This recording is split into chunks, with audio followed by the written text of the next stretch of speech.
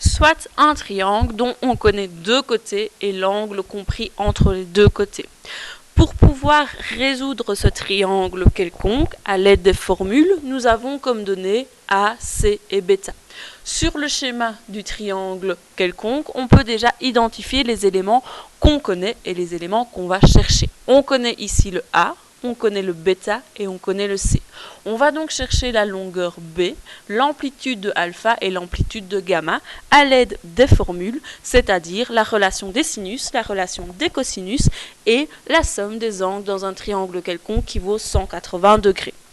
Commençons par déterminer la longueur de B. En effet, c'est le plus facile ici au niveau du démarrage, puisque je connais les deux autres côtés et je connais l'angle opposé. Si je connais les deux autres côtés et l'angle opposé, je peux très simplement appliquer la relation des cosinus.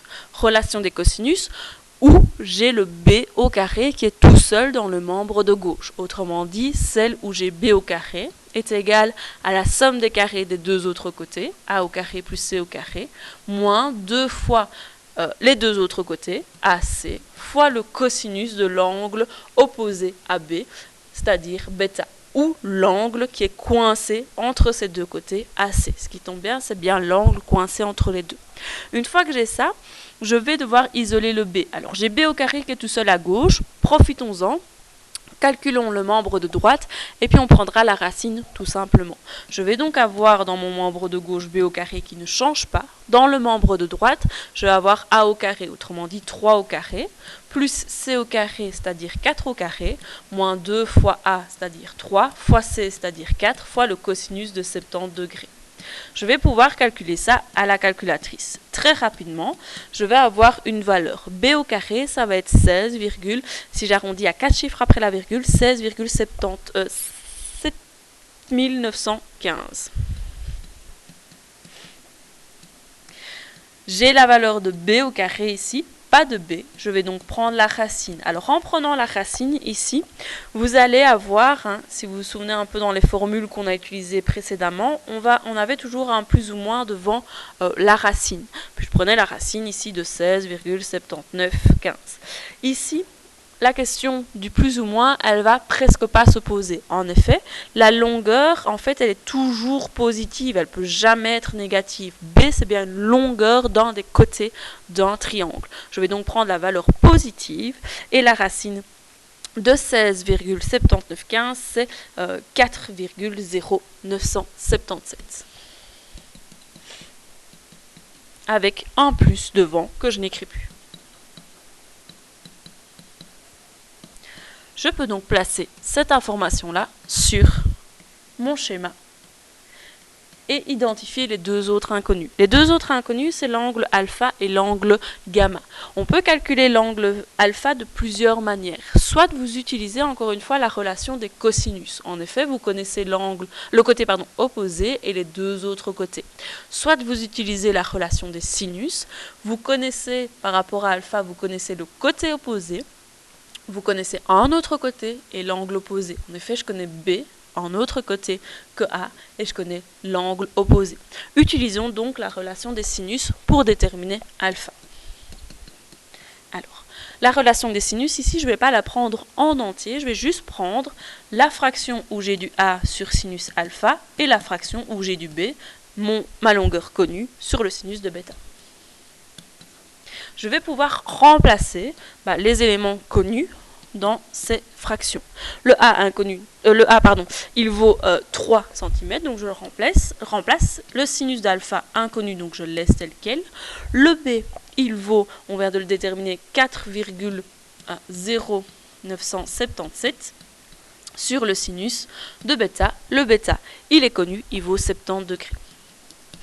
Une fois que j'ai ceci, je vais essayer d'isoler en fait mon inconnu. Mon inconnu, cette fois-ci, elle est au dénominateur. Donc il va falloir utiliser le produit croisé pour pouvoir remettre d'abord l'inconnu au numérateur et puis seulement après, on pourra l'isoler.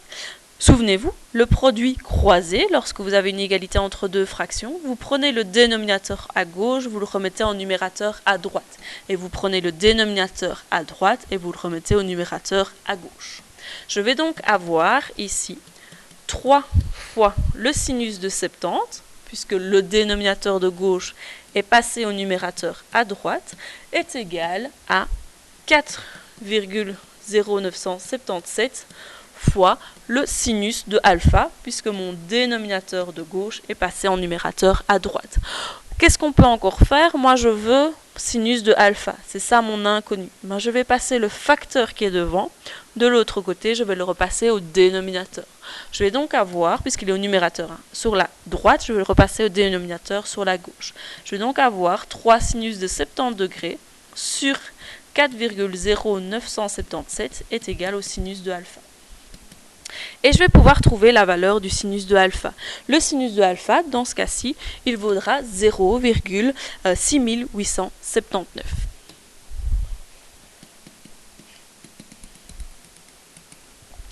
Donc sinus de alpha est égal à 0,6879. Je n'ai pas encore mon inconnu qui est alpha. Qu'est-ce que je vais pouvoir faire? Je vais pouvoir simplement prendre l'arc sinus de 0,6879. À la calculatrice, je vais obtenir une première valeur qui est 43,47 degrés. Souvenez-vous, lorsqu'on avait calculé ce type d'angle à l'aide de la calculatrice, on s'était rendu compte que ce n'était pas la seule valeur possible donnée par la calculatrice. Donc la calculatrice donne une valeur sur les deux valeurs possibles. Alors comment est-ce que je vais faire du coup pour trouver l'autre valeur? Tout simplement en représentant d'abord la situation. Mon sinus de alpha il est positif, ça veut dire que je veux en fait un angle alpha dont le sinus est quelque part par là. L'angle il est soit dans le premier cadran, soit dans le deuxième cadran. Le 43,47 degrés, il est clairement dans le premier cadran. Donc ça veut dire que ça, c'est mon premier angle possible. J'ai donc un deuxième angle possible que je vais appeler alpha 2, qui va être déterminé en faisant, souvenez-vous, 180 degrés moins l'angle obtenu à la calculatrice, donc moins 43,47 degrés. Je vais donc avoir 180 moins 43,47 degrés, je vais avoir 136,53 degrés. Okay. Ces deux angles-là, si j'identifie un peu les valeurs, elles sont toutes les deux possibles pour un triangle quelconque. Autrement dit, je peux avoir un angle de 43,47 degrés ou un angle de 136,53 degrés. Okay. Donc pour le moment, je vois que j'ai deux possibilités pour l'angle alpha. Okay. Gardons-les en réserve et continuons l'exercice. Il se peut que j'aie deux triangles en fait qui ont les informations qui sont données. Alors, si je reviens un peu à l'exercice, mon angle alpha, ok, j'ai deux valeurs, je ne vais peut-être pas placer les deux valeurs pour le moment, je vais continuer l'exercice en me disant, tiens, il ne me reste plus que le gamma à obtenir. Le gamma, c'est le troisième angle à déterminer, je connais les deux autres, il suffit d'utiliser la somme des angles est égale à 180 degrés pour obtenir le gamma. Donc je vous rappelle, alpha plus bêta plus gamma est égal à 180 degrés. Ça veut dire que gamma, c'est 180 degrés moins alpha moins bêta. Dans notre cas, gamma, c'est 180 degrés moins... Alors, l'astuce, c'est qu'il y a deux alpha. Donc, qu'est-ce que je vais faire? Je vais calculer un gamma 1 et puis je calculerai un gamma 2. Avec la première valeur de alpha, puis la deuxième valeur de alpha. Pour la première valeur de alpha, j'ai 43,47 degrés. Et puis la valeur de bêta, c'est la même, c'est 70 degrés. Puis pour la deuxième valeur de alpha, j'ai 136,53 degrés. Donc je vais faire 180 degrés moins 136,53 degrés moins 70 degrés. On va calculer les deux valeurs, voir un peu ce qu'on obtient. La première valeur, si je la calcule, pour le gamma 1, vous avez comme valeur 66,53 degrés. Pour le gamma 2, vous allez avoir une valeur qui vaut moins 26,53 degrés. Et là, on regarde un peu les valeurs qu'on a obtenues. Moins 26,53 degrés, c'est impossible d'avoir cette valeur-là dans un triangle quelconque.